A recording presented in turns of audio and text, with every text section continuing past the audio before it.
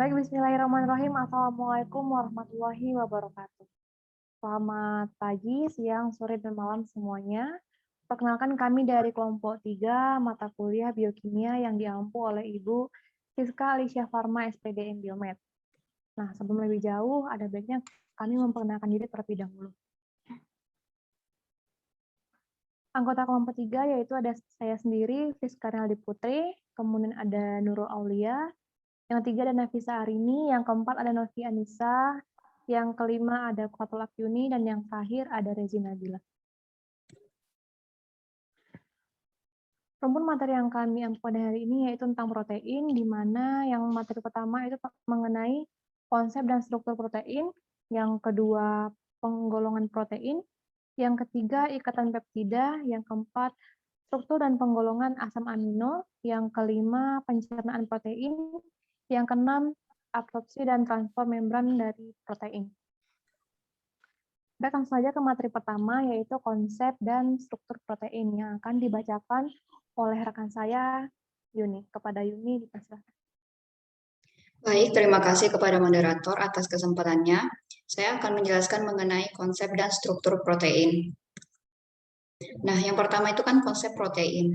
Protein itu adalah memiliki karakteristik unik, di mana ada urutan linear asam aminonya, atau yang disebut dengan struktur primer. Struktur utama protein itu menentukan bagaimana ia dapat melipat dan bagaimana ia berinteraksi dengan molekul lain dalam suatu sel untuk menjalankan fungsi.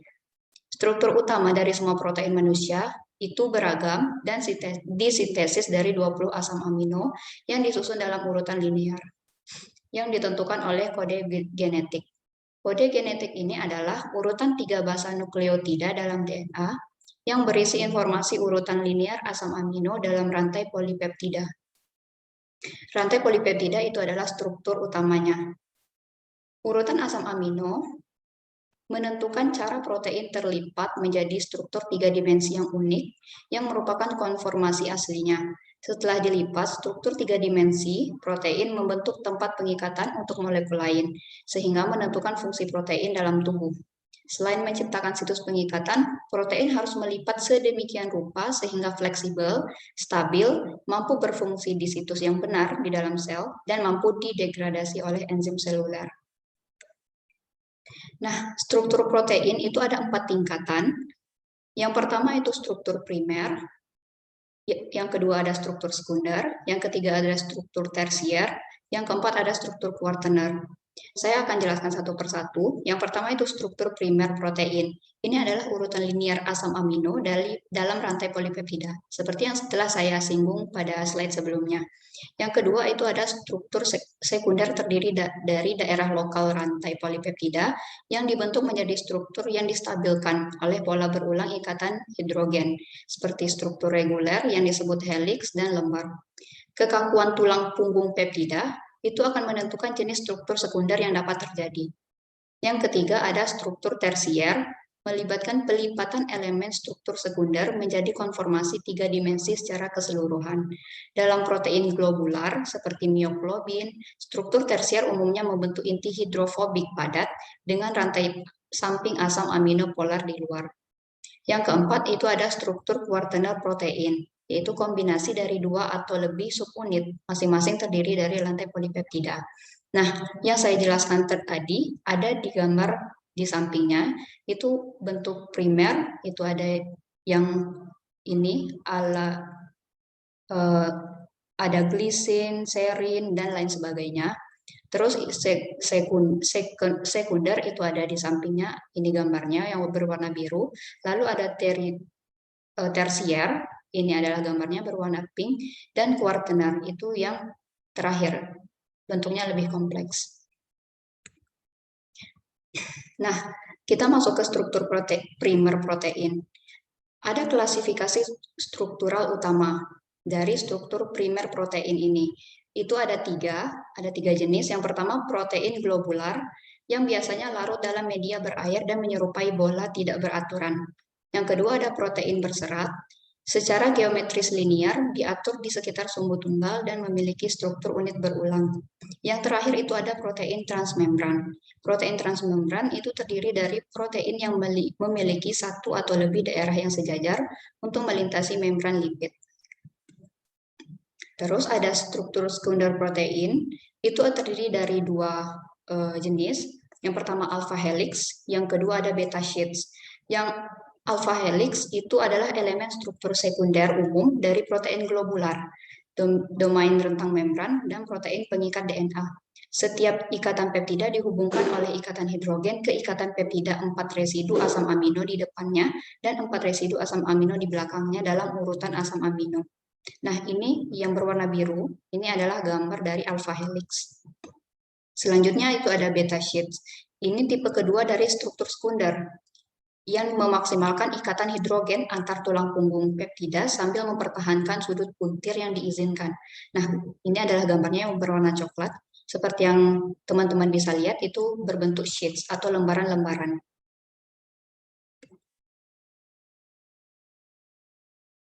Nah, itu saja yang dapat saya sampaikan. Saya kembalikan kepada moderator. Baik, terima kasih kepada ini. Dan selanjutnya materi penggolongan protein yang akan disampaikan oleh rekan saya kepada Nurul Aulia. Dipersilakan. Baiklah, di sini saya akan menjelaskan tentang penggolongan protein.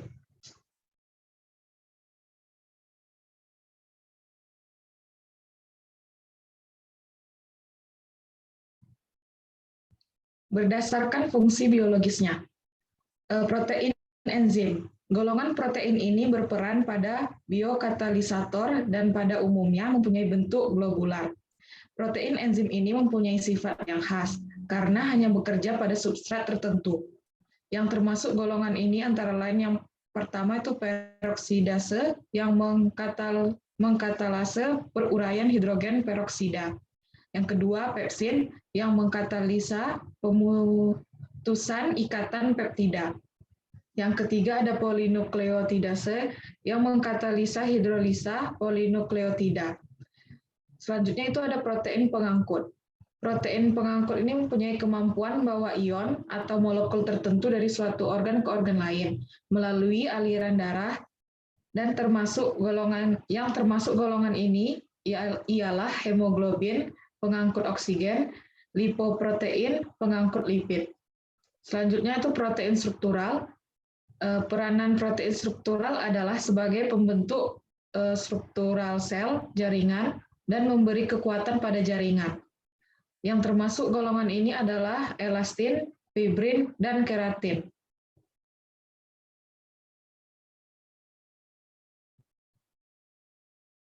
Selanjutnya protein hormon. Protein hormon adalah hormon yang dihasilkan oleh kelenjar endokrin membantu mengatur aktivitas metabolisme di dalam tubuh. Selanjutnya protein kontraktil. Golongan ini berperan dalam proses gerak, memberi kemampuan pada sel untuk berkontraksi atau mengubah bentuk, yang termasuk golongan ini adalah miosin dan aktin.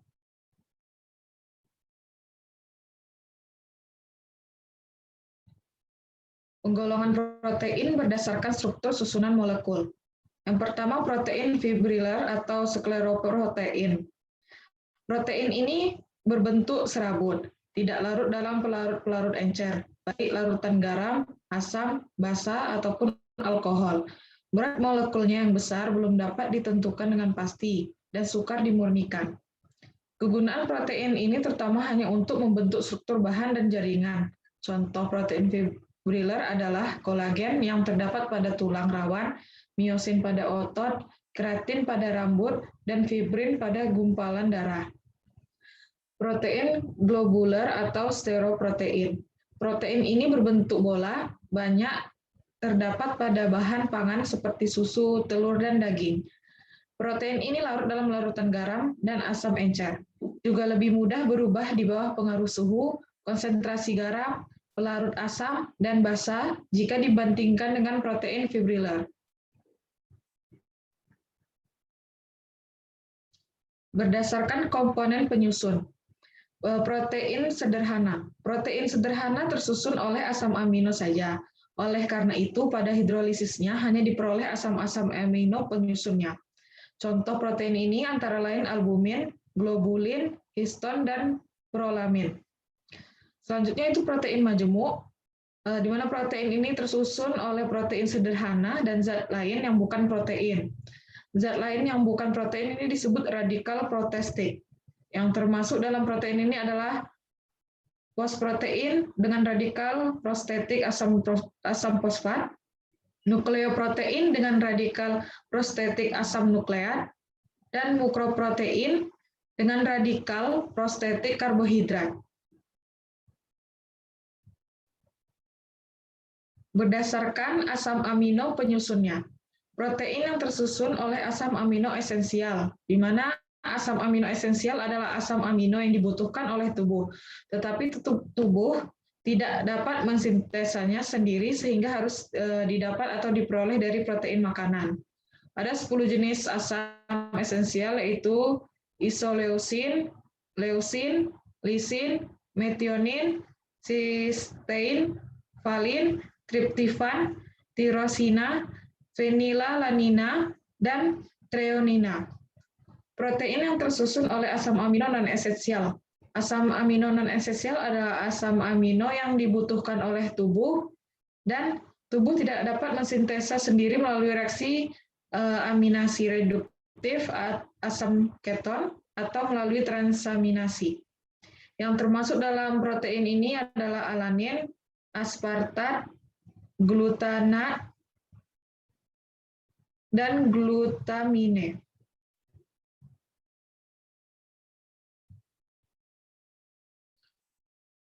Berdasarkan sumbernya, protein hewani, yaitu protein dalam bahan makanan yang berasal dari hewan seperti protein daging, ikan, ayam, telur, dan susu. Protein nabati, yaitu protein yang berasal dari bahan makanan tumbuhan seperti protein jagung, kacang panjang, gandum, kedelai, dan lain-lain. Mungkin itu saja yang bisa saya sampaikan. Saya kembalikan ke moderator. Baik, terima kasih kepada Nurul untuk penjelasannya. Selanjutnya materi ikatan peptida yang akan disampaikan oleh Novi Anissa. Kepada Novi, dipersilahkan.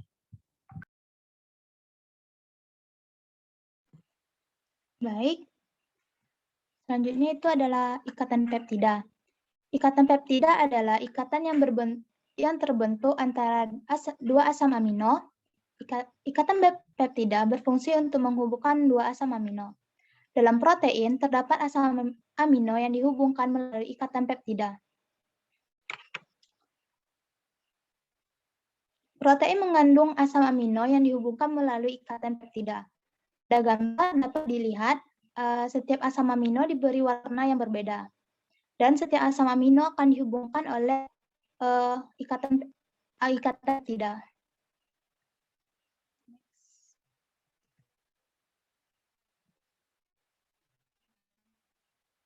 Asam amino dalam rantai polipeptida dihubungkan secara berurutan oleh ikatan peptida di antara gugus karboksil dari satu asam amino dan gugus amida dari asam amino berikutnya dalam urutan tersebut.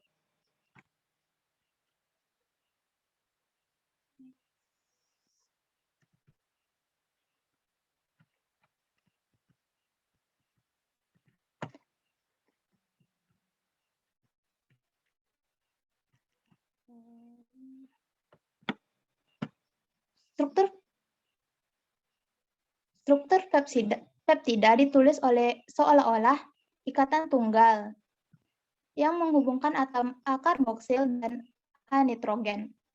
Ikatan ini sebenarnya menunjukkan karakter ikatan rangkap parsial. Karenanya, ikatan yang menghubungkan karbon karbonil dengan alfa nitrogen tidak dapat berputar, karena akan memerlukan pemutusan ikatan rangkap parsial. Akibatnya, atom O, C, N, dan H dari ikatan peptida adalah koordinat. Selanjutnya,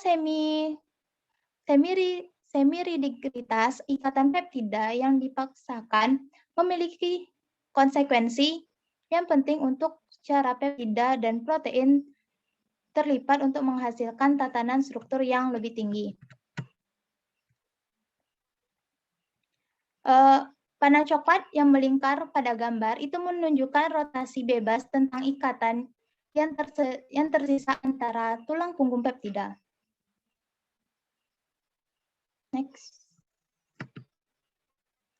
Sifat ikatan peptida. Yang pertama, ikatan peptida bersifat jauh lebih labil daripada ikatan karbon-karbon lainnya. Fragmen yang paling banyak jumlahnya akan berbeda satu sama lain melalui penambahan satu atau dua asam amino. Dengan pengecualian, yang pertama leucin dan isoleucin. Lalu, glutamin dan lisin, massa molekul masing-masing amino unik. Urutan peptida dapat direkonstruksi dari massa fragmennya. Yang kedua itu ikatan peptida adalah polielektrolit. Maksudnya ikatan peptida tidak bermuatan pada pH fisiologis ataupun pembentukan peptida dari asam amino disertai dengan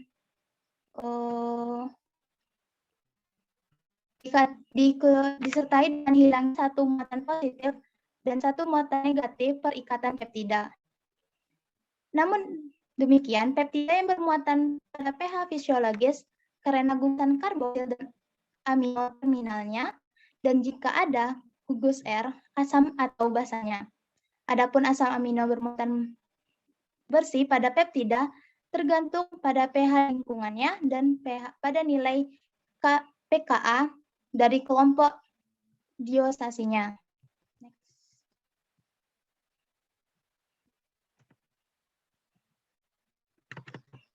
Pembentukan ikatan peptida. Gugusan alfa amino dari amoniasil tRNA yang baru di tempat A membawa nukleofilik pada gugus karboksil yang teresterifikasi dari peptidil tRNA yang menempati situs P atau situs peptidil atau polipeptida. Selanjutnya pada inisiasi situs ini ditempati oleh inisiator medtRNA. Reaksi ini dikatalis oleh transferase peptidil. Komponen dari RNA 28S dari subunit ribosom 60S. Karena asam amino pada amoniasil tRNA sudah diaktifkan, tidak ada sumber energi lebih lanjut yang diperlukan untuk reaksi ini. Selanjutnya reaksi tersebut menghasilkan pengikat dari rantai peptida yang tumbuh ke tempat tRNA. Saya rasa hanya itu yang dapat saya sampaikan. Saya kembalikan ke moderator. Baik, terima kasih kepada Novi. Selanjutnya materi struktur dan penggolongan asam amino yang akan disampaikan oleh Rezi Nabila. Kepada Rezi, dipersilakan. Baiklah, saya akan membahas mengenai struktur dan penggolongan asam amino. Struktur dari asam amino. Setiap asam amino yang digunakan untuk sintesis protein memiliki struktur umum yang sama, yang berisi gugus asam karboksilat, gugus amino yang melekat pada karbon alfa dalam konfigurasi L, atom hidrogen, dan gugus kimia yang disebut rantai samping yang berbeda untuk setiap asam amino. Seperti dapat kita lihat pada gambar, yang merupakan struktur umum dari asam amino yang ditemukan dalam protein. Selanjutnya, dalam larutan pada pH fisiologis, asam amino bebas ada sebagai ion Switzer. Ion di mana gugus amino bermuatan positif dan gugus karboksilat bermuatan negatif.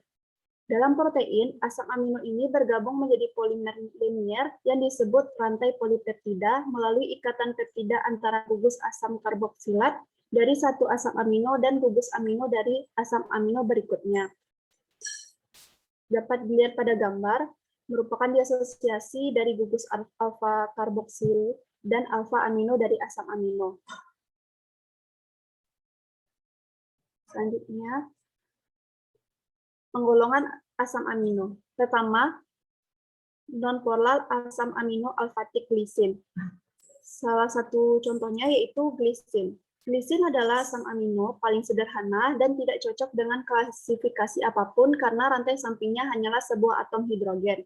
Yang dapat kita lihat pada gambar, atom Karena rantai samping lisin sangat kecil dibandingkan dengan asam amino lainnya, hal itu menyebabkan jumlah efek sterik timur dalam protein, yaitu tidak secara signifikan mempengaruhi ruang yang ditempati oleh atom atau kelompok kimia lain. Oleh karena itu, glisin sering ditemukan di tikungan atau dalam rantai protein berserat yang padat atau fibrous protein.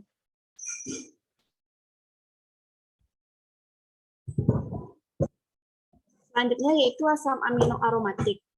Asam amino aromatik telah dikelompokkan bersama karena semuanya mengandung struktur cincin dengan sifat yang sama, tetapi polaritasnya sangat berbeda.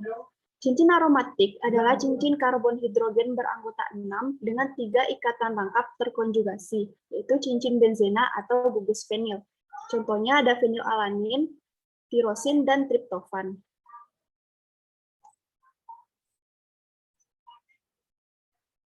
Berikut merupakan gambar dari struktur fenilalanin. Fenilalanin merupakan cincin tidak mengandung substituen dan elektron dibagi rata antara karbon dalam cincin menghasilkan struktur hidrofik yang sangat nonpolar di mana cincin dapat menumpuk satu sama lain. Yang dapat kita lihat pada gambar di mana cincin saling menumpuk satu sama lain. Selanjutnya tirosin. Dalam tirosin, gugus hidroksil pada cincin fenil mengikat ikatan hidrogen, dan oleh karena itu rantai samping lebih polar dan lebih hidrofilik. Selanjutnya ada triptofan. Struktur cincin yang lebih kompleks di triptofan adalah cincin indol dengan nitrogen yang dapat terlibat dalam ikatan hidrogen. Oleh karena itu, triptofan juga lebih polar dibandingkan dengan fenilalanin.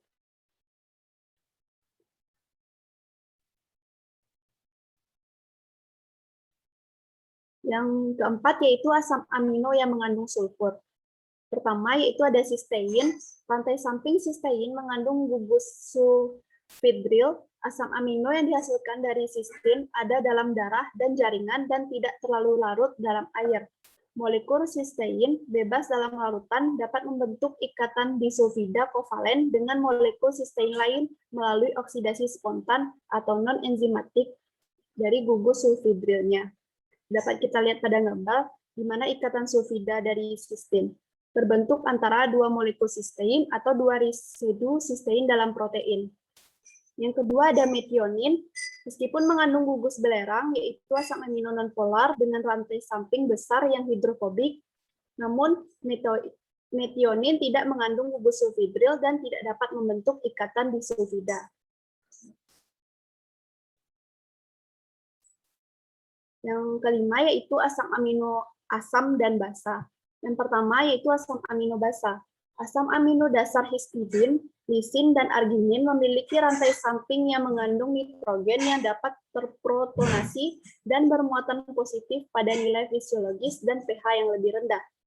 Histidin memiliki cincin imidazol yang mengandung nitrogen untuk rantai samping. Lisin memiliki gugus amino primer pada karbon dari urutan alfa, beta, gamma, dan seterusnya, serta arginin memiliki gugus guanidium.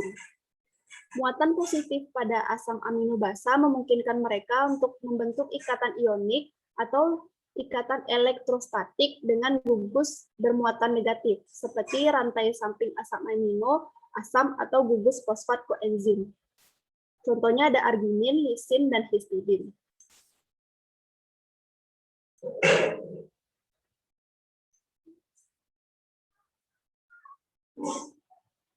Selanjutnya yaitu asam amino asam. Rantai samping asam amino berubah dari tidak bermuatan menjadi bermuatan negatif atau bermuatan positif menjadi tidak bermuatan saat melepaskan proton. Hal ini dapat kita lihat pada gambar yang di bawah, merupakan proses bagaimana muatan berpindah. Selanjutnya, asam amino asam kehilangan proton dari rantai samping asam karboksilatnya pada pH sekitar 4, dan dengan demikian bermuatan negatif pada pH 7,4. Contohnya ada asam amino aspartat dan glutamat. Asam amino aspartat dan glutamat memiliki gugus asam karboksilat yang membawa muatan negatif pada pH fisiologis. Mungkin hanya itu yang dapat saya sampaikan. Saya kembalikan ke moderator. Baik, terima kasih kepada Rezi atas penyampaiannya. Selanjutnya yaitu materi pencernaan protein yang akan disampaikan oleh Nafisa Arini. Pada Arin dipersilakan. Baik, terima kasih moderator. Materi selanjutnya adalah pencernaan protein. Pencernaan protein ini mulai di lambung dan selesai di usus. Enzim pencernaan protein diproduksi sebagai zimogen atau prekursor tidak aktif yang lebih besar daripada enzim aktif.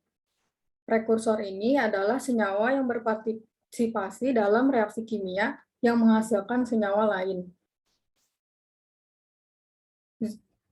Zimogen yang tidak aktif disekresikan dari sel tempat mereka disintesis dan memasuki lumen saluran pencernaan, di mana mereka dipecah menjadi bentuk yang lebih kecil yang memiliki aktivitas proteolitik.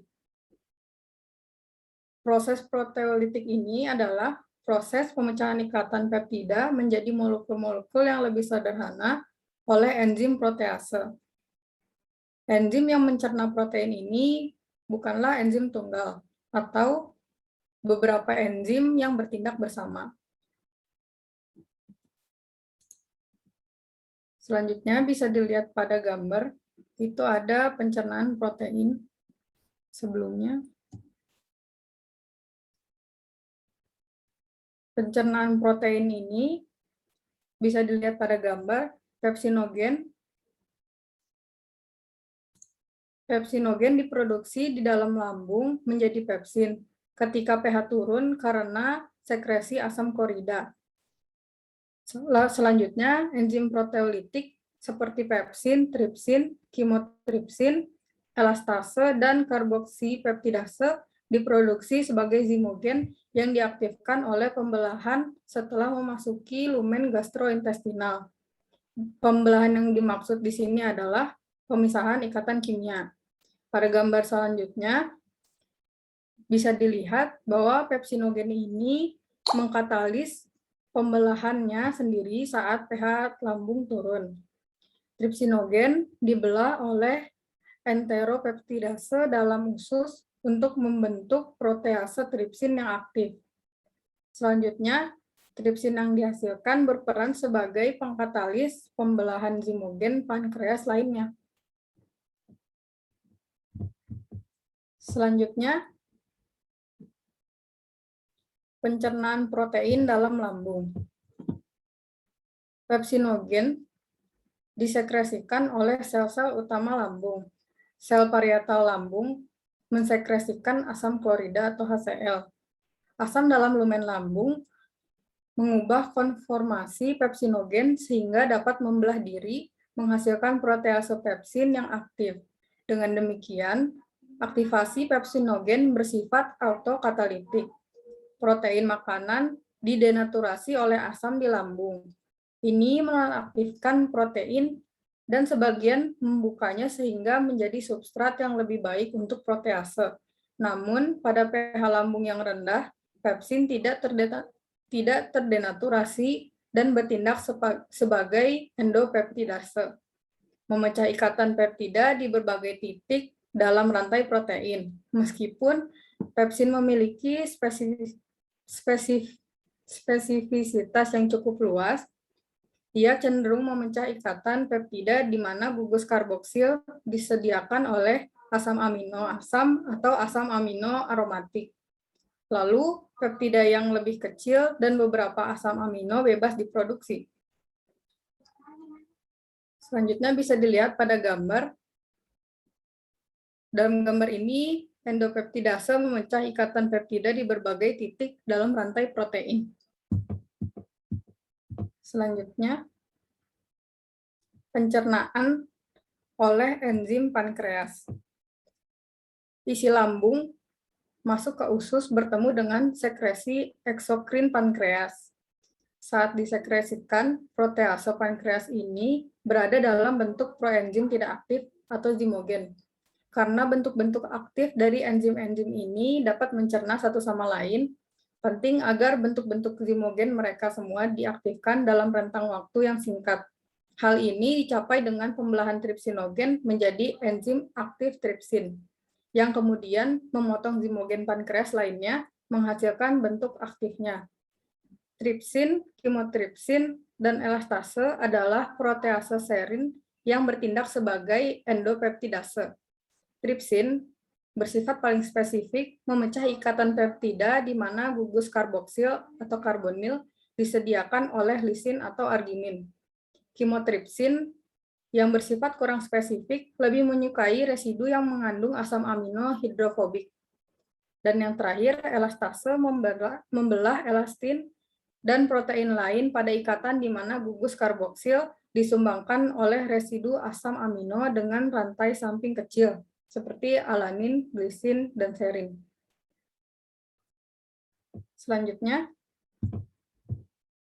tindakan endopeptidase pankreas ini melanjutkan pencernaan protein makanan yang dimulai oleh pepsin di lambung. Peptida yang lebih kecil, yang dibentuk oleh aksi tripsin, kimotripsin, dan elastase diserang oleh eksopeptidase, yaitu protease yang membelah satu asam amino pada satu waktu dari ujung rantai. Prokarbopeptidase zimogen yang diproduksi oleh pankreas diubah oleh tripsin menjadi karboksipeptidase aktif. Eksopeptidase ini menghilangkan asam amino dari ujung karboksil rantai peptida. Karboksipeptidase terbagi menjadi dua. Yang pertama, karboksipeptidase A yang bertugas untuk melepaskan asam amino hidrofobik, sedangkan karboksipeptidase B melepaskan asam amino basa seperti arginin dan lisin. Selanjutnya, pencernaan oleh enzim sel usus. Eksopeptidase yang diproduksi oleh sel epitel usus yang bekerja di dalam brush border dan juga di dalam sel. Aminopeptidase yang terletak di perbatasan brush membelah satu asam amino pada satu waktu dari ujung aminopeptida. Peptidase intraseluler bekerja pada peptida kecil yang diserap oleh sel. Enzim proteolitik yang dihasilkan oleh sel-sel lambung, pankreas, dan usus bekerja sama memecah protein makanan menjadi asam amino. Jumlah protein yang dicerna dan yang diserap setiap hari dari cairan pencernaan adalah sel-sel yang dilepaskan ke dalam lumen usus mungkin sama dengan atau lebih besar dari jumlah protein yang dikonsumsi dalam makanan, 50 hingga 100 gram. Enzim pencernaan ini mencerna diri sendiri serta protein makanan. Mereka juga mencerna sel-sel usus yang secara teratur terkelupas ke dalam lumen. Selanjutnya, bisa dilihat ini adalah gambar dari brush border. Sekian yang bisa saya sampaikan. Saya kembalikan kepada moderator.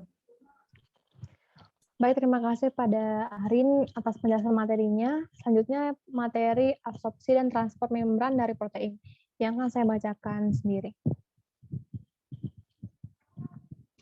Lanjut. Baik, yang pertama yaitu pencernaan dan absorpsi protein. Di mana pencernaan protein dimulai di dalam lambung. Yang pertama yaitu pepsinogen diaktifkan menjadi pepsin oleh HCl lambung. Pada pH 2-5, pepsin memecah protein menjadi pelipeptida.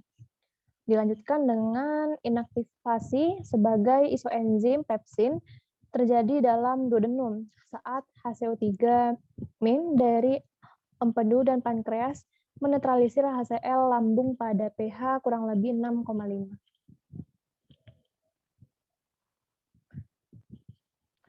Selanjutnya yaitu mekanisme absorpsi protein. Dapatnya pada gambar di samping, di mana pencernaan protein dan pelipeptida diteruskan oleh tripsin dan kimotripsin, menghasilkan dipeptida.